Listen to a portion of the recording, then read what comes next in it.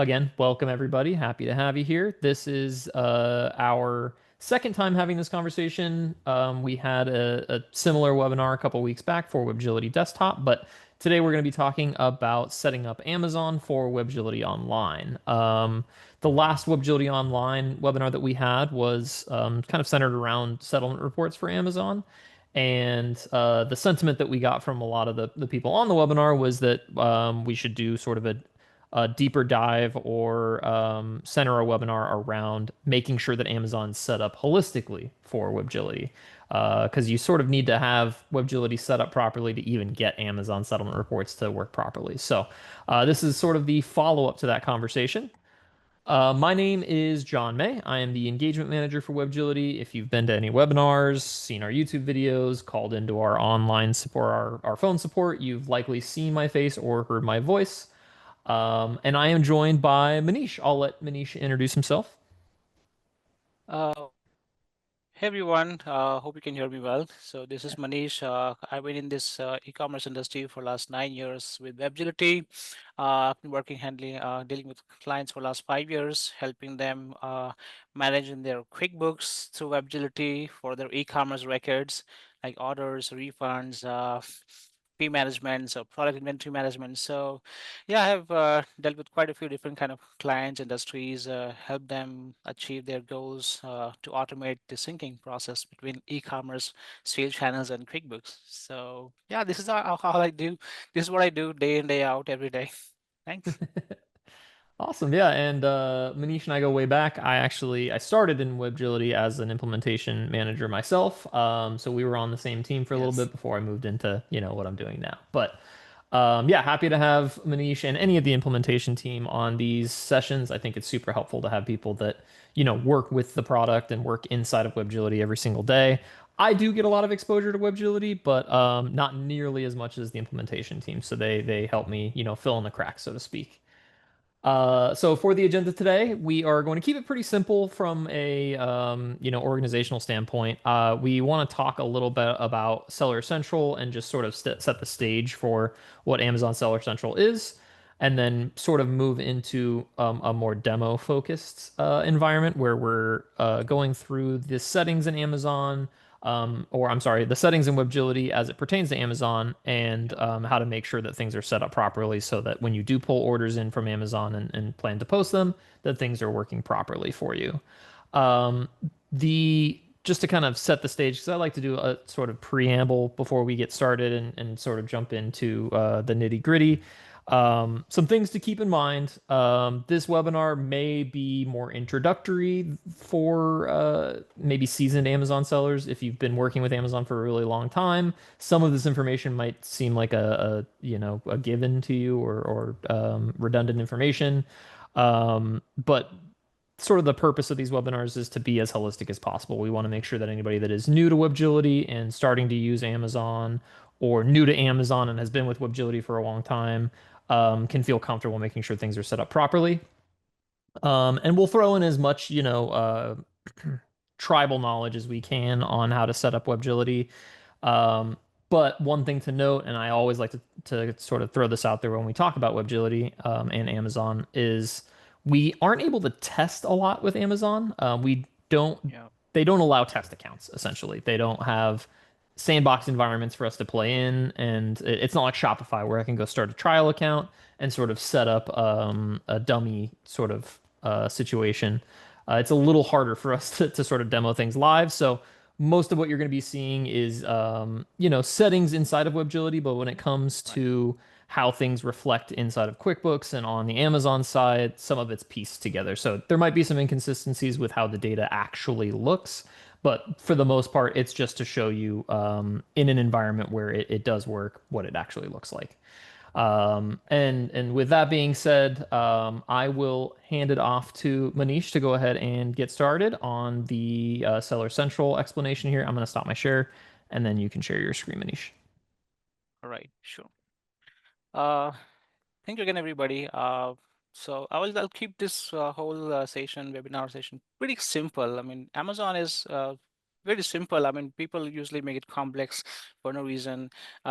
It's like to manage it all in accounting system. Just try to get it in like try to think of it as a four-step process. On daily basis, you get your sales. That's it. Keep it simple. On a given day, you might have to process a refund to someone if customer doesn't like the product or there is a dispute. So you might process a refund. So the second step is refund posting if it's processed on your sales channel. And then, yeah, the third step is fee and expenses. So that's not available on daily basis. You don't get the complete detail about your expenses and fees. So that's something available bi-weekly, once in 15 days or once in 17 days. So keep it simple. On daily basis, you get sales, you need to enter your sales in QuickBooks.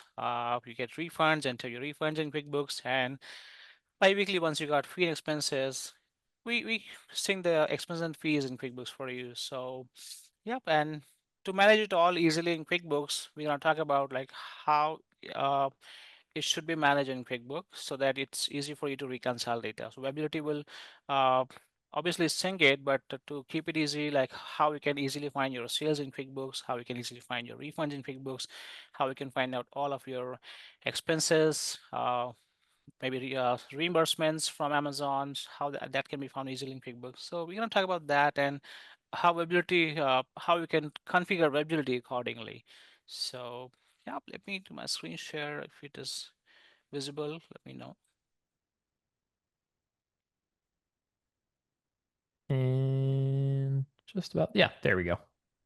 That's Webgility dashboard that we see, right? Yep. Okay. All right. So on Webgility, when you log in, this is what you see, and you have connection option at the bottom left corner, wherein you can do your sales channels connection. When you do connection at that time under Amazon, you can define if you are doing connection only for Amazon US, Canada, or Mexico as well. So at the bottom right corner, you have those options under the preferences, whether you want to download sales only for Amazon US, Canada, or Brazil. You can check the box accordingly.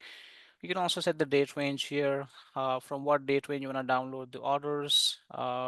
It allows you to go back as long as last 120 days for Amazon. If you need to download any backlog orders, that will be set right from here. You can also set the settlement reports download date. When you talk about report ability, download the fee and expenses from settlement. So yeah, it will, once you have it available bi-weekly, Webgility will download the complete settlement report, which is like a batch of a lot of information. You will have expense informations for every single category, like commission, shipping, FBA charges, or maybe fee refunds or some reimbursements for warehouse damage or lost, or maybe some reserve amounts if Amazon is not giving you money in your bank but holding some amount as reserve. So that information is going to be available there. That's what settlement report is. Yeah, so you can set this window as per your need. Check or uncheck the box for what you want to download from Amazon, like whether it's for Amazon records only or Amazon US, Canada, or Mexico, all. So that's what you set here on this page. Now, next page is about, next step is about configuration. So if we just focus on the first part, order sync into QuickBook, uh, let's dive into it further. So we go back to the bottom left corner. We go to the auto setup here. I already have this window open on this page to save our time. Uh, so what we're talking about is settings, doing the right mapping. So when we sync a sale to accounting system, it's not like we are dumping income under the shipping or shipping under the discount or maybe other records to irrelevant information. So this is where we do all the setup, how your sales should go to QuickBooks. So this is very basic. If you start from the top, like each individual order should be posted to QuickBook as a sale receipt entry. This is what I usually recommend for QuickBook Online, Navigability Online version. Why? Because it's simple one entry system. You can also go for the invoice if you want, because invoice is like two-step process. You add order and then a payment entry for that. So keep it simple, just sale receipt entry in QuickBooks. And deposit account, that's the one important part. In your QuickBook, if you want to see all of your transactions, the payment transactions, refund adjustments, fee adjustments under just one roof or one umbrella in QuickBook easily, we're gonna set this Amazon clearing account. It's gonna be a bank type account in QuickBook where you can see all of your transactions in one place in QuickBook. So yeah, that's Amazon clearing account. Payment method, keep it as maybe Amazon if you want, or as on store. So that's how it's gonna be. Order date, even you have an entry in QuickBook. Whatever order date we got from the store is going to be the same in QuickBooks as well. Shipping date, same as shipping date from Amazon. Not so complicated. Memo entry. In your QuickBook, you will have some empty field at the bottom left corner on your sale receipt, which is displays a field or message field, or you can call it memo field. So in those fields, you can maybe show additional information like name of your sale channels or order number, and it's you can and choose any option for those fields. I have set order notes and the name of channels here. If it's Amazon, Canada, or Mexico, I'll be able to know about this. And product description, it's easy, like what details should show up for your products in QuickBook when we sync a sale. Uh, Email, we don't get email information from Amazon, so let's keep it. I have set this to none. And if I scroll this down, I'm talking about this all mapping. This is where you can define where the collected shipping amount goes to QuickBook, where the gift wrapping charges goes to QuickBooks, or yeah, other charge, discount, or coupon goes to QuickBooks. So when we talk about sale, it's very simple. There's not a lot of information, hardly. The product you sold out, you're gonna have the product information, SKU, item name, or the quantity sold out, and amount for the product. The second thing is going to be mostly shipping collected, discount offered, coupon code or coupon discount offered, or mostly tax amount. And tax specifically, we usually block from going to QuickBook because tax is something that Amazon doesn't pass on to your bank. It remit the tax amount. It collect the tax amount from your customer and give it to the relevant tax authorities. So not your liability. If we end up posting tax in QuickBook, then when you see a report in QuickBook after 3 months or after a year, when you see a P&L, it's going to show you extra liability in your book for tax amount and money that you have never received. So better to block tax amount, not to send that to QuickBook. Uh, but yeah, that's a simple page set for the settings. And if you move on to the next tab, which is a product, uh, product is subjective. If you manage every single item in your QuickBooks that you sell on Amazon, uh, you're gonna have to have proper matching. You wanna make sure that SKU, that's a unique identifier for your products on Amazon, should match with your item name in QuickBook, because in QuickBook, item name is the unique identifier field. So that's a lot of what I have set here. SKU should match with your product name in QuickBook.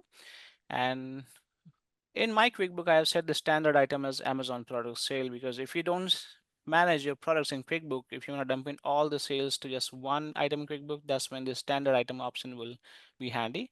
This can also be utilized when there's no match found, so you can record sale under just one default item in QuickBook, or if you want, you have multiple choices. Like when we enter sale in QuickBook and a product is not found matching with anything in QuickBook, maybe throw an error, flag the error, or maybe just give you an option to do the manual mapping. So you got multiple choices here. That's again subjective how you manage your products. And just one heads up, we'll definitely have another dedicated session on inventory management for FBA, non-FBA inventories, how it should be managed easily. So we will go into it with the details in future, near future soon. All right. Uh, the next about customer, Amazon does not give you the customer records when you have sales. It just gives you the name, that's it. And in your QuickBooks, you might not want to have all your customer records in your QuickBook, because you do all the customer communications through Amazon or any sales channels you manage. So Amazon acts as a CRM system for you. And if you still want to manage your customers in QuickBooks, it's good. You can set a matching criteria here, at least for first and last, and this is all you get from the Amazon orders. So set a matching criteria when you get a sale, sync to QuickBook. How should you find a match with the first and last name? And if no match found, you can set an option automatically create a new customer entry. So if you got 100 sale from 100 different customers, you would see 100 different customer entries in QuickBooks as well. And if you don't want that, if you think it's okay to dump in all the sales to just one customer, set Amazon customer here. That's it as a default. And then, yep, discount. It's again if there are shipping amount, discount amount, or there are other amount like gift wrapping charges in your sales, create a relevant line item in QuickBook. You can maybe create a service item in QuickBook Online and map them on this relevant. Uh, tabs here. So this one is about discount, and I already showed you another other settings for shipping, coupons, and gift wrapping under the order section. So yep, Yeah, so it's and important to set up, just to like sort of summarize everything up until this point. It's important to set up yep, line items for as much as you possibly can in Amazon. Obviously, because Amazon has all those auxiliary fees, charges, and different, items to include in the orders. So anywhere in these sync settings that you see that you can map additional items, it's a good idea to set up an item in QuickBooks. Like Manish said, set up a service charge or whatever you want to do to manage it, for each of those items under Amazon specifically, just like you would a clearing account. So having an Amazon clearing account and then Amazon charges as line items for each additional option keeps things as segmented as possible and keeps the data as clean as possible. yep. And I think that's the right time. I can take a pause here and add one more point. Maybe your QuickBook is new altogether. I mean, you just got a QuickBook subscription, you got a WebGility subscription, and you get back to Webgility, these are just the settings to do the mapping where the data goes in QuickBook. And if QuickBook is not prepared, then you're gonna have to start from QuickBook first.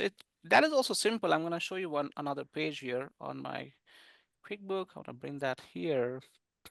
All right, that's the product page here, and I have added almost all the basics that would be required to manage your Amazon records. So on your sales, you come across, for example, product sale. If you manage a product, that's good. You can see the polo shirt showing up here. I have added this as a code, so that should be matching with the item SKU on Amazon. So you can manage a product sales inventory. If you don't manage it, you can just, if you don't manage products in QuickBook, you're dumping all the sale to one in QuickBook. You just add this one item in QuickBook called maybe Amazon product sale as a non-inventory item and map it to relevant income account. You can see income account column on the right side. You can see other items as well, like Amazon shipping, service item. It's linked to the Amazon income account, Amazon discount, service item linked to discount, gift wrapping charge. It's again a service item in here, but it's income account, gift wrapping charge. So yeah, this is what going to help you out at least to manage your products in QuickBooks and prepare this in QuickBook and then go back to Webgility and do this mapping that you require. So, yeah. And getting back to our setup page here, uh, I think I have sales tax page open already.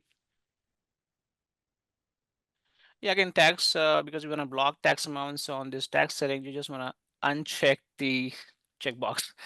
That's it. Yeah. Just keep it like that, simple. So this is about the sale, and when you have a sale available on your Amazon, with once it's paid or once it's shipped, it's gonna be downloaded into WebGility. It download orders automatically, so you don't have to do any manual work for downloading orders into WebGility. I'm gonna show you how it looks like into WebGility. I'll pull another page here just for the reference and save our time.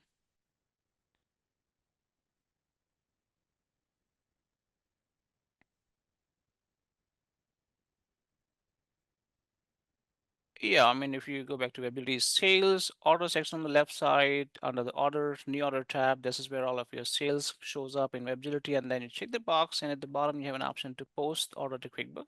You can post it through WebGility manually, or you can also start the automation to sync it. But the thing is, to sync your sale to QuickBook, once you have the mapping done, and if I just check the box here, the next question would be like, okay, I know my order detail on Amazon. I know how it looks like. I know the customer name. I can check that on Amazon, but how that looks into QuickBook once it's synced. So let me give you an exact example for that here. I have one QuickBook page prepared. So when you have a sale synced to QuickBooks, I chose this sale receipt format. So here, whatever the mapping we talked about into WebGility, if that's how it is set, uh, this is how your entry would look like in QuickBooks. It's simple. On the top left corner, you got Amazon standard customer. And again, we recommend using standard customer in QuickBook for all Amazon orders because you don't get the uniqueness about your customer. You don't get the emails. You don't get further detail, address detail line from orders. So, and if you have like multiple orders received from multiple different customers with the similar first and last name, it's kind of hard for you to manage those records in QuickBooks because there's no uniqueness. So yeah, just choose one customer, sync all the sales to that one customer, and you can easily find all of your sales under just one customer in the future if you want to. And yeah, on this page, I have you can see the date showing up, the payment method as showed you on the Amazon Webgility settings, Amazon clearing account to add your order payment entries in QuickBooks. Clearing account is really good concept. It's like a holding account where all of your orders, refund, other adjustments will show up. So we're gonna use the same account when we sync your sales, refunds, or free entries. So you can also find all adjustment under one umbrella. I'll tell you more about it once we have concluded the setup and the posting. And yeah, if I scroll this down, if you have other details like billing, shipping, it's gonna show up. Shipping date is there. Tracking ID goes to relevant field in QuickBooks, and in QuickBooks on the left side, you can see the description. I mean, if you have done the right mapping for the relevant amounts, you can see all those records here as well. John, is it visible on the screen? Yeah, yeah. Yeah, and Okay. so everything that you're seeing here generally is going to come from that orders tab inside of the sync settings, right? So most of it at least. So go through that orders tab under sync settings and customize the sales receipt to look exactly how you want. There's some additional, changes that you could make to like pull in certain information into the memo field. But yeah, this is generally how we would recommend having your Amazon account set up for sales receipts specifically. Yeah. And we can quickly go back to Webgility and talk about refunds as well. So let's say you got 100 sales, you will have 100 sale receipts or sale invoice entries in QuickBooks under that Amazon customer. And you can see all the payment entry under Amazon holding or clearing account that you will manage. Now, the refunds. Once your refund processed, Webgility also track your refunds from Amazon, whether it's a full refund, partial refund, or maybe refund just for the shipping amount. Whatever detail you found, Webgility tracks it, it downloads those records in Webgility, and then it can sync it to QuickBook. Now, the question how to sync to QuickBook, multiple ways are there. I mean, you can manage create memos or refund receipt. But in QuickBooks, refund receipt is the best option because when you manage refund receipt, it is a close entry. You don't have to manually create a payment entry. If you choose create memo options, then it adds another manual step for you to do the payment adjustments. So better you use sale receipt options here, and then this checkbox will make sure whatever deposit account we are using for order management, the same deposit account or clearing account going to be utilized for refund as well. So if it's Amazon clearing account you're using, it's going to make sure adjustment for refund happens from the same account. And yeah, payment method again, you want to maybe set as Amazon if you want to if you want more uniqueness in QuickBook for all adjustments, or you can just set it like as on order, and these fields are optional. I mean, I usually set this to order, refund date, refund ID, refund note. So at least you have all four different informations going into QuickBooks in refund entry. And if shipping is refunded, if there's any discount adjustment showing up in your order, then again map it to the similar or same shipping line item in QuickBook or discount line item in QuickBook that you selected for orders. Uh, yep, this is how the refund setting should be.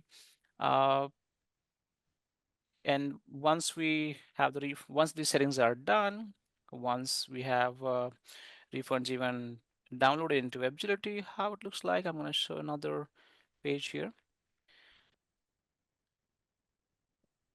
If anyone has any question, meanwhile, feel free to jump in and hop in. I wouldn't mind pausing and answering your questions, so it's fine. All right. So in Webgility, this is where we can find the refund entries. On the left side, you can go to sales, refunds, just in case if you want to check manually, like what all the refund ability has downloaded, and you want to sync them, check the box and hit post to QuickBook at the bottom. And then, yeah, once we have refund entry posted to QuickBook, based on the setup, how it's going to look like into Webgility, we can get back to that window again, to QuickBook option.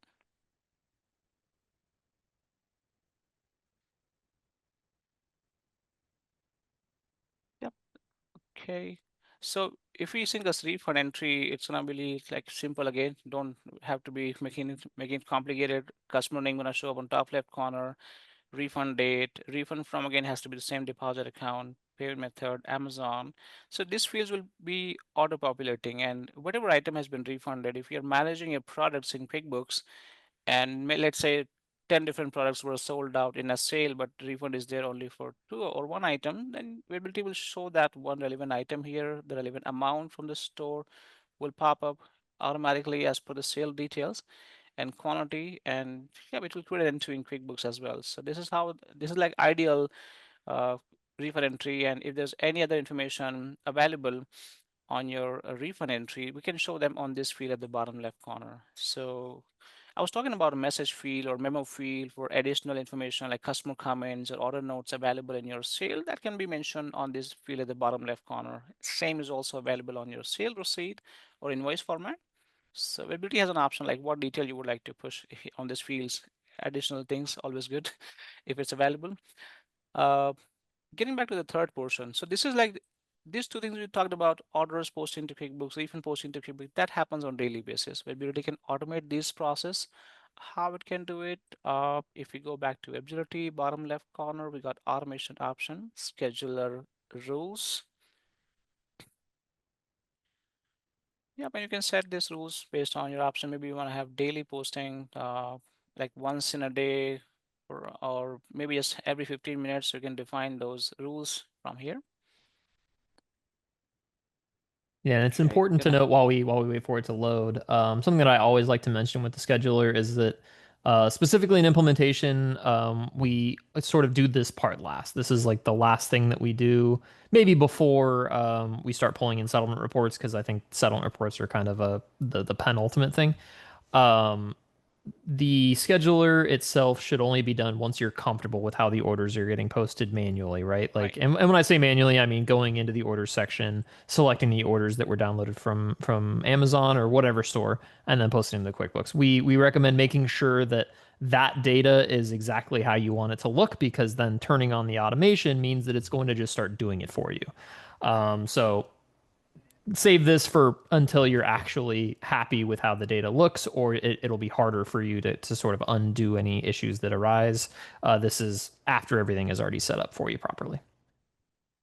I'm glad you mentioned that because it's really, very important. And we've been talking about manually, like where you go to WebGility for the sales and you post it. So do some testing manually, check entry, how it looks like in QuickBooks. You can modify the settings and get back, resync the data. We also have an option to unsync and resync the orders or refunds or free as well. So It's yeah, all test it out. undoable, but setting up the automation to do it means that, like, if you have 100 orders a day or something Yeah. like that, it's going to take you a little longer to undo those rather than, testing a few at a time and then undoing them if they don't look right then. So it's always just like our cautionary tale, because everything is fixable. It's not gonna like break your books or anything like that and make it unusable, but it'll be a little Exactly. harder, a little more tedious to sift through when it's doing it automatically. So. And that's the main point why we are here. I mean, it hardly takes a minute to just do connection and just click on the automation, like, okay, set 15 minutes and sync your orders. Okay, checked. You want to sync inventory, checked. You want to sync your refunds, checked. Fee, checked. Save, done. But again, if the mapping is not proper, accounting gonna be big mess. So yeah, we're gonna make sure we do all the settings right. We do some testing out, and then you can then once you feel comfortable, get back to start the automation as well. All right. So we talked about orders and refunds so far. Now the third part, order posting on daily basis, refund posting on daily basis. The third thing is fee posting. So once you have Amazon settlement report available bi-weekly or once in 17 days, settlement report is the moment of truth. That's where you have all the information about all different expenses, maybe the commissions, the shipping charges, or FBA, warehouse managements, or any other expenses or adjustments or advertising charges as well, or promotion charges, or coupon uh, rebate amount that I usually see in the client's settlement report. So these are all expenses going to be found in the settlement report. So once it's available, WebGility also download the settlement report. I'm just going to give you a quick view how it looks like in WebGility. We're going to talk about then how we can do the configuration to sync that to QuickBooks. And we did Yeah, kind of like I mentioned, we did a settlement report specific webinar a couple weeks back. So if you want to recap on that conversation, that might give you a little bit more context as well. So yeah, we got some pro tips as well. So stay tuned. All right, here we got the kind of window like when you have a settlement report downloaded in Webgility, you go to left side, click on settlement report, and all of your settlement report downloaded will show up here. You can also click on the report, the blue highlighted period options to see more details like what all information we downloaded so far for the fee and expenses. But yeah, this is where you can find it out. And to post it from here, you can check the box and hit post a QuickBook. Now, when it posts a QuickBook, it has all those fees, which is a minus amount. Sometimes you get the free refunds. Maybe Amazon charged you a fee, but Amazon give you the fee back in your uh, account. Or sometimes you have the Amazon, your products in your Amazon warehouse and there are damages, Amazon gives that positive money as well. So how we ensure this amount goes correctly in QuickBooks to the correct vendor of correct fee accounts? For that, we're going to talk about the fee settings real quick. Again, that also simple is we don't have to make it very complicated again. So here we are on the fee setup. In your QuickBook, you can manage your expenses in so many ways. Like you can create journals, you can create bill or expenses. Expenses is something I find the best way to manage your fee. I mean, uh, it's not multiple entry. Bill is like you add bill and then you do the payment adjustments. Two entry system, but expense is a simple one. So ability, when we get the free information, we create one expense entry in QuickBook. And under that one expense entry, we add lump sum amount. So the total fee you got from the as a commission gonna show up in the expense entry, and in one line item, the second line item gonna show up your total subscription, total shipping, total FBA charges, or maybe total advertising charges in one expense entry. So this is where you can check the box at least to start the fee mapping. You can select bill expenses option, and then here you can again select the same deposit account. So initially we mapped Amazon clearing account for order posting to make sure we have positive income recorded when, and then we mapped the same account for negative refund adjustments. Now we are doing using the same account for the negative fee adjustments as well. So yeah, just to make sure everything should be found under one place in QuickBook. And then expense type here, on the left side in the transaction detail, you can pick the Amazon vendor, under which vendor you can see all of your entries. So after 3 months or maybe after some time, after a year, when you want to see all of your sale in your QuickBook, you can go to Amazon customer. You can find all your sales there, your refunds there. And if you want to see all expense entries in QuickBook, you can go to Amazon vendor, find all expense entries there as well. That will be making it easy to find where to find records in QuickBook. So just keep it simple, one vendor. The settlement payment transaction date has to be the settlement end date. So it's easy for you to find out some reference. Just check on Amazon end date and use that as a reference to find the expense entry in QuickBook as well. Uh, Payment method, you can choose Amazon. I usually select cash here. It's easy for QuickBooks for amount adjustments. You can also select check option if you want. That's not a major concern. And the deposit account again, it's the same account we are mapping here as well at the bottom for adjustments. Now, where those fee goes into QuickBook, although Amazon expenses for the amount adjustments, but where the fee gonna reflect, which expense account you're gonna choose in QuickBooks. So on this area, you can set a default expense account, Amazon, maybe Amazon expense all, something like that. Uh, it's going to act as a default fee account. So any fee you don't map specifically, it goes to this account. But at the same time, you also have an option for the granular fee posting. So each fee you're getting from each fee category you're getting from Amazon, you can map it to the relevant account in QuickBook by going to the configuration expenses. So yeah, this might take a moment here. and yeah, this is where you see all of the different fees and how to map them. Yeah. Yeah, So and the something that we sort of recommend is being as granular as possible here, if that's something that you're interested in. I mean, it's a good idea to have maybe a separate expense account for every single, type of Amazon charge or Amazon fee. But there is also the ability to do that catch-all, like Manish said, if you have just like a general expense account that you want to throw everything into, maybe not the worst idea if you don't have, a ton of volume in Amazon and it's not something you're super worried about tracking granularly. But if you want that granularity and you want everything to be segmented, then set up a separate expense account for each type of fee.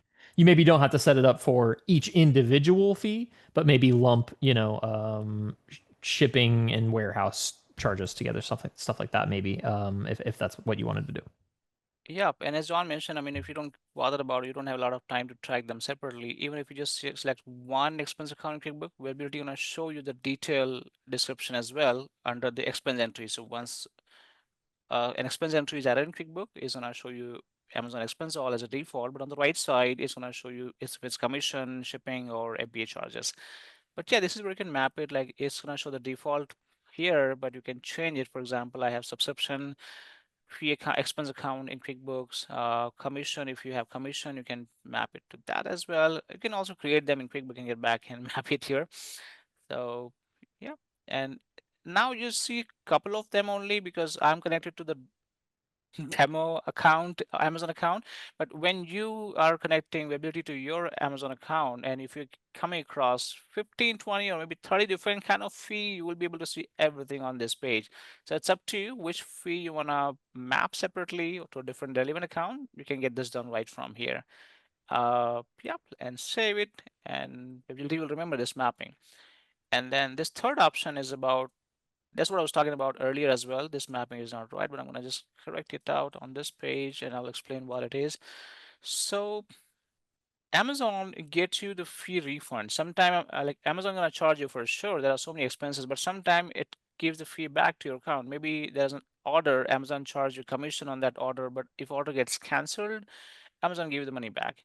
Or maybe Amazon give you reimbursement for any damages or warehouse loss. So this is where you can do the mapping for those positive reimbursement. Any positive money coming from the Amazon in your bank, you want to do the mapping with an income type accounting QuickBook.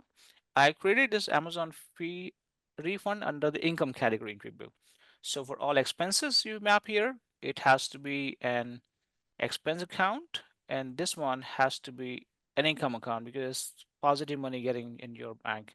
So yeah, And then you'd have the overall clearing account for your regular transactional details. yeah, exactly. So yeah, if you want, maybe you can take a snap of this page if you want. Otherwise, it's okay. This webinar is being recorded, I think, right? Yeah. It's Yeah. you will be able to watch it later or maybe on YouTube. So yeah, that's a free setup. Now, once we have this free setup done, and once you post an expense entry in QuickBook through Ability, how it looks like in QuickBook, I'm gonna just give you a quick view for that as well. Yep, that's the most ideal expense entry I've created here. So when Webability sync an expense entry, when it's sync your settlement report record, so you see one expense entry in QuickBook. Under that, you will again see the Amazon vendor, under which you can find all the expense entries, Amazon clearing account for payment adjustments, and then payment date, it has to be the settlement report end date, payment method here, the Amazon reference number, we can show the Amazon settlement ID that Webity can do by Yeah, that default should through be pulled setting. in automatically, right? Yeah. So it lets you, it's easy for you to find out which settlement report it belonged to. So if you have hundreds of expense entries in here, the payment date gonna help you out. That's gonna be your settlement end date, and reference number is your settlement ID. Okay, and then on the left side you can see categories. So these are expenses accounts. If you have selected Amazon expenses for commission or anything, is going to show expense account multiple times. So total fee, let's say, uh, in one settlement period, where Amazon charged you $150 as a total commission. So you're going to see one line item here for that expense. $150 is going to show commission here, and you'll see Amazon expense with another line if Amazon expense is what you map for any other expenses as well. But if you have done the granular mappings, it will show you that granular mapping account, granularly mapped account here on the left side. And on the right side is going to show you the expenses details and amounts and the total fee charged so far in this settlement period that you see on your Amazon report will show up here as well on this page at the bottom. So that's the third step. Refund gonna be posting every day. orders gonna be posted every day. Refund gonna be posted whenever available. Expenses can be posted when it's available manually or through automation. So that it conclude everything that Webgility does for you. Now the next portion is if you want to know all of those amount adjustments into QuickBooks, you can simply go to Amazon clearing account from your chart of account. I can just help you with that as well, the last process. But yeah, I mean, this is where Webgility's task will end. It has given you all the records in your book. And you can find this easily in QuickBooks under customer, Amazon customer, Amazon vendor for the fee, and then for all the adjustments. Let me go to QuickBook again to keep it simple. Yeah, I mean, when you log into QuickBook, that's the page shows up, and you maybe go to chart of account. Multiple ways to go to chart of account there. I'm using this gear icon in the top right corner. And once you get to your account list, look for Amazon clearing account.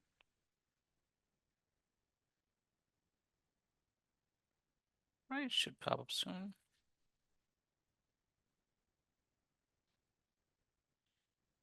Yep.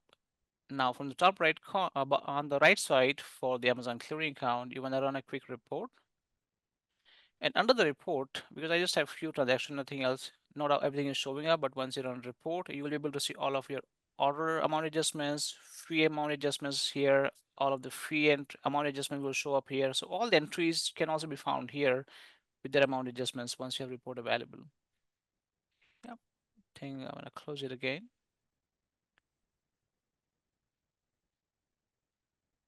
Okay, I'll have to go a bit slow here on this page. Okay.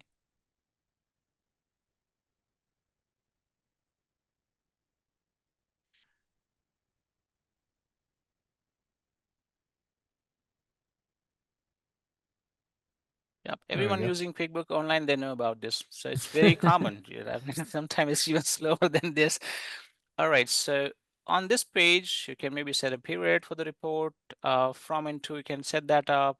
All of your orders, amount adjustments, refund adjustments, and fee adjustments will show up here as well. So all the balance we have for your Amazon records gonna show up here. Now from here, because it's only holding account, it's not like the final account where you want to keep all the amount or deposit. So this is where Ability will get you all the record. And from here, let's say you got 1,000 orders, you have 1,000 entries amount here, you got maybe 50 refund process, you will see all the amount here. You will have, let's say, maybe all the fee amount for $1,000. You're gonna see that now. When you get the money in the bank from Amazon, and Amazon, let's say, give you only you are supposed to get $10,000 because 10,000 balance is on your Amazon merchant account. $10,000 will show here as well because you got every single record here. Now, if Amazon gives you only, let's say, $8,000 in your bank, so $8,000 is what you're going to transfer from here to your actual checking account. That's the final process you will follow to make sure the amount you got in the bank is matching with your checking account as well. So to reconcile, you just do a transfer entry last from the clearing account to actual checking account from here.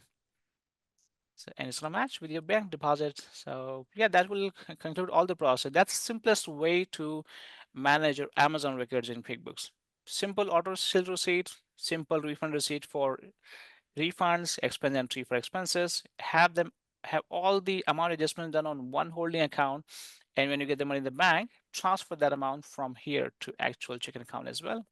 So yeah, this is all from my side. If there's any confusion, any question you have, feel free to ask.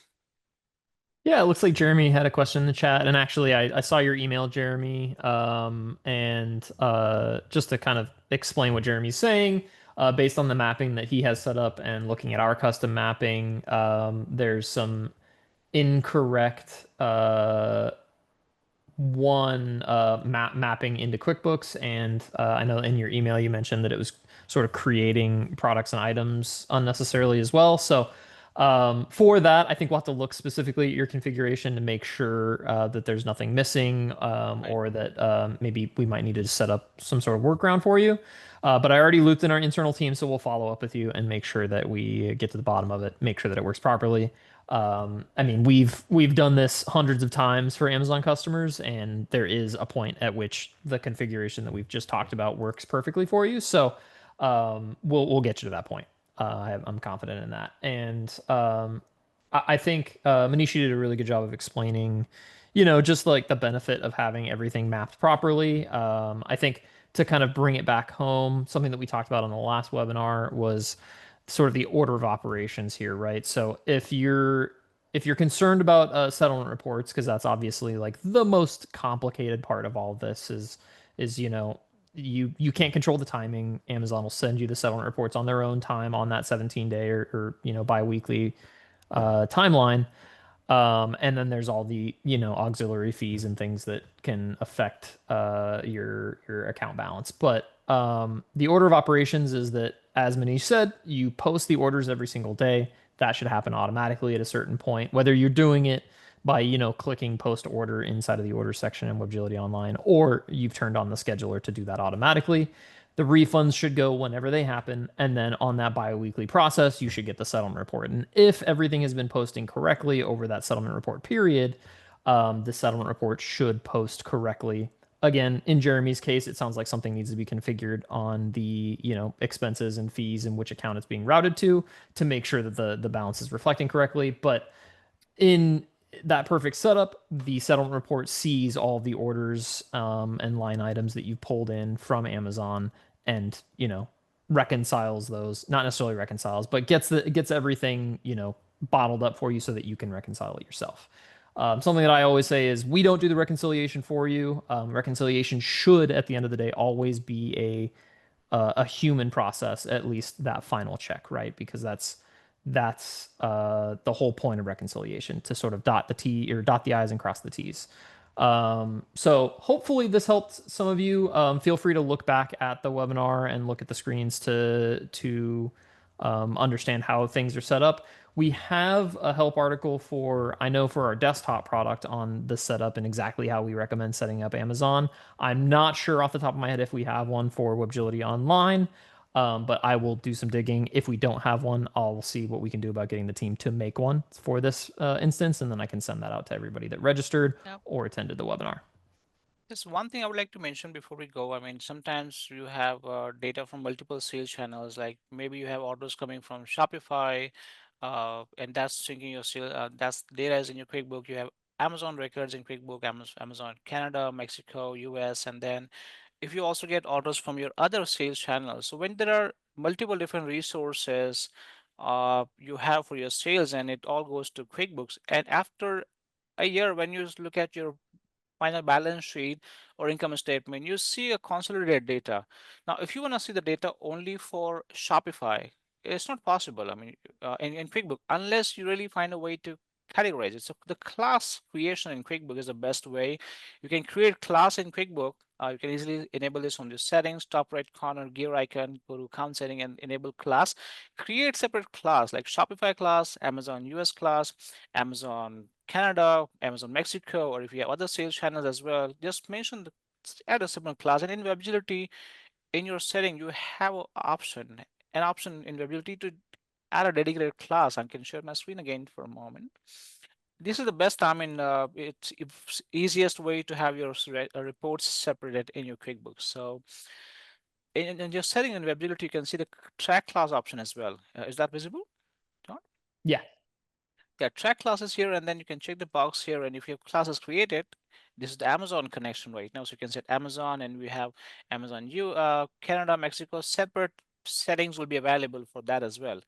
And if you want, you can also create separate different customers, Amazon customers, Shopify customer, Amazon Canada customers. You have to make your book more clean, classified, and simplified. Yeah. perfect. Yeah, and I see Michael had a question. To kind of explain it for those that are watching, I'm getting some erroneous data between Shopify and Amazon to QuickBooks. I have information synced through WebGility and directly connected. I'm guessing I need to unhook the direct connection. I would say that if you're getting some weird data, it's probably a good idea to turn off any automation so that it's not continuing to feed bad data to your QuickBooks. But we'll need to double click and kind of investigate on exactly what you mean by erroneous data. It sounds like you have both a Shopify and an Amazon connected through WebGility on separate sales channels, which is perfect. But if you're seeing some weird data, reach out to our support team, or you can email me and I'll get you with the right people. My email is john.may@webgility.com, or you can reach out to the email that, sent you the invite for the webinar as well. That gets to me too. But yeah, it sounds like we might have to look, just like I mentioned with Jeremy, look at your configuration specifically and see what is And causing that erroneous data. yeah. I mean, that can mean a lot of things. It a lot of times is as we're looking at the sync settings, it's just a specific item that we need to either uncheck or check, or a mapping that we need to set up And correctly. it's pretty common nowadays. I mean, some people use Shopify like one sales channels as a hub. They might Yeah. route all of their other sales channels orders in one place and they sync it to QuickBooks. So again, we're building out options available to sync them differently. So you Yeah. can again use different classes to differentiate them, to use different deposit accounts. So yeah, when you reach out to a support team, whenever support team gets back to you, if John shared the reference, then just letting you know the solution is available for that. Yeah. Yeah, yeah, and I guess I didn't even consider the fact that you could have Amazon being routed through Shopify. So yeah, Yeah. if you're doing that, it's probably a good idea to unhook Shopify from Amazon and set up Amazon as a separate sales channel inside of Webgility and set it up as we have it here, and then have Shopify work independently from that. We offer, settlement and payouts for Shopify, so you can work those independently so that you're able to, route them to their own place and not have, inconsistent data. So I hope that answers the question. If it doesn't and you need to reach out, again, we're always more than happy to take a look directly at what's going on in Webgility and make sure that it's fixed. Um, as sort of an addition to that comment, when it comes to data inconsistencies, or as Jeremy's problem highlighted, there may be some mapping problems, or things not working properly within QuickBooks. Uh, I think that just speaks to how complicated e-commerce accounting can get. True. Webgility, on a perfect day, Webgility can be set up in 15 minutes and you don't have to worry about a thing, right? But the ultimate reality is you're working with, any amount of systems that are all, sort of working independently, and Webgility acts as a bridge between those systems. And it also has to work in the environment where you already have a pre-existing workflow for your accounting.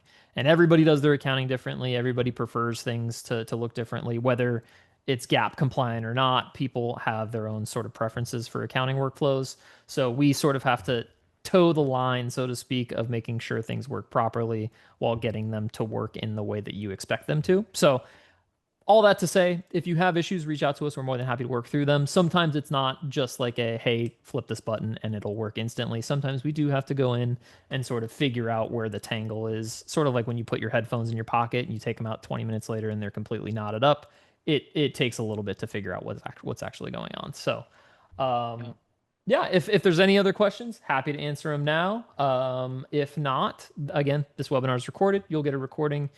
I'll try to get it out today, probably tomorrow, just to be safe. And then this will go up on YouTube. You can always watch the recordings on YouTube. One other thing I did want to mention, I know I have sort of plugged this in the past. We have a customer advisory panel that we run with our product team that allows you to kind of give us feedback and beta test with us on new features. But we've also recently launched a new initiative for customer spotlights.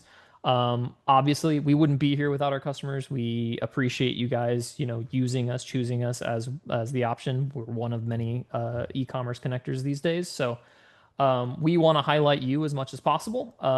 So if you'd like to be a part of a case study, I'm going to send out a link in the follow-up email after this webinar that you can get with our customer marketing team, and we'll interview you about your business, the success of your business. You can tell your story, because we'd like to, shout it to the world. We appreciate you guys, and we'd like to kind of, you know, lift you guys up as you lift us up, right? So really appreciate you guys.